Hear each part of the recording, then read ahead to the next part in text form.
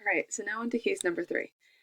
So for case number 3, we have a 47-year-old man that presents with severe pain in his right great toe. He is unable to bear weight on his right foot, and there is no apparent trauma. He reports the pain started last night and continued to increase in severity. Based on his physical examination and laboratory findings, he is diagnosed with gout. Gout can be caused by several different mechanisms, and blood samples are drawn and urine analysis is performed. The results from this individual are listed below. So as we can see, our patient's plasma urate level is significantly higher than normal, while his urinary uric acid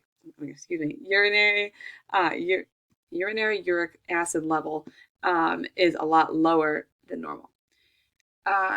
So now we need to look at what is the best explanation for this presentation of gout in this individual. So now I'm going to go through what choices are correct and what choices aren't correct. So after some evaluation, I decided the elevated levels of plasma urate and the decreased levels of uric acid in the urine point towards hyperuricemia. And as the excess amount of the purines break down into uric acid, there's going to be an increase in the level of uric acid in the blood. This is going to suggest an overproduction of purines and a decreased excretion of uric acid. However, in order to determine if there is a decrease in salvage of the purines, we would need the following information.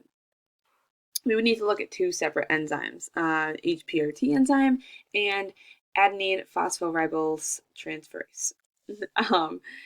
So those are the two enzymes that we need to look at, along with some more information to determine whether the salvage of purines is occurring, or is decreased, excuse me. So after further discussion with the patient, he tells you that he recently switched from diet soda to regular soda because he read that fake sugar that diet soda contained is bad for him. He tells you that he now drinks 4 to 5 liters of soda a day. It's a lot of soda. So obviously the primary sugar in sodas is fructose or high fructose corn syrup. So the patient's dramatic increase in fructose is undoubtedly going to have contributed to his gout symptoms. So the increase in fructose that this patient has led to hyperuricemia, which will eventually lead to fructosemia as well.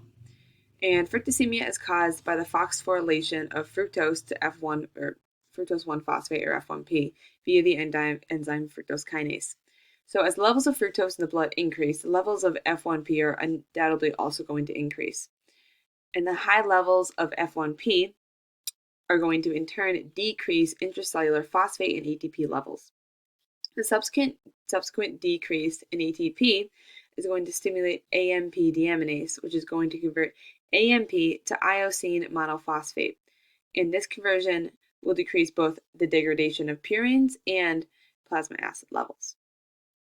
In addition, the prolonged fructose intake will stimulate uric acid synthesis, which is going to lead to the inhibition of uric acid excretion, causing it to accumulate in the plasma and throughout the body. This accumulation will most definitely worsen the patient's gout symptoms.